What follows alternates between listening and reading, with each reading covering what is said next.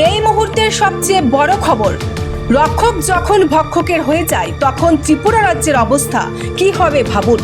রাজ্য পুলিশের কাণ্ড দেখা উচিত মুখ্যমন্ত্রী ডক্টর মানিক সাহার। রাজ্যের ডেন্টিস্ট মুখ্যমন্ত্রী পুলিশের কাণ্ড দেখুন। একজন সাধারণ যুবক দোষ করতেই পারে, আইন আছে তো রাজ্যে, আইনের আওতাধীন নিতে পারত এই যুবককে। এরকম ভাবে হঠাৎ করে লাথি মারার কি দরকার ছিল পুলিশের? দেখুন কিভাবে তেড়ে আসছে পুলিশ মারার জন্য যুবককে। ঘটনা আগরতলা শহর লক্ষ্মীনারায়ণ বাড়ি রোডে।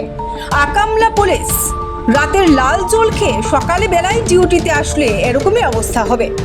সাধারণ মানুষকে এরকম ভাবে পেটানো উচিত হয়নি পুলিশের। দাবি উঠেছে এই পুলিশকে বরখাস্ত করার জন্য। এই বর্বরতার ন্যাক্কারজনক জঘন্য কাজ করেছে এই পুলিশ। আপনাদের আবারও জানিয়ে রাখছে, এই মুহূর্তের সবচেয়ে বড় খবর, রক্ষক যখন ভক্ষকের হয়ে যায় তখন ত্রিপুরা রাজ্যের অবস্থা কি হবে ভাবুন। রাজ্য পুলিশের কাণ্ড দেখা উচিত মুখ্যমন্ত্রী ডক্টর মানিক সাহার।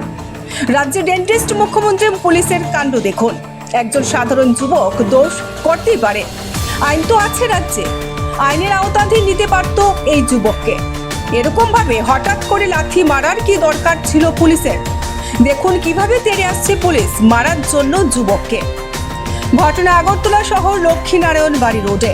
আকামলা পুলিশ রাতে লাল জল খেয়ে সকালবেলায় ডিউটিতে আসলে এরকমই অবস্থা হবে। সাধারণ জনগণকে এরকম ভাবে পেটানো উচিত হয়নি পুলিশের। দাবি উঠেছে এই পুলিশকে বরখাস্ত করার জন্য। এই বর্বরতার ন্যাক্কারজনক জঘন্য কাজ করেছে এই police. Bureau report, HD news media.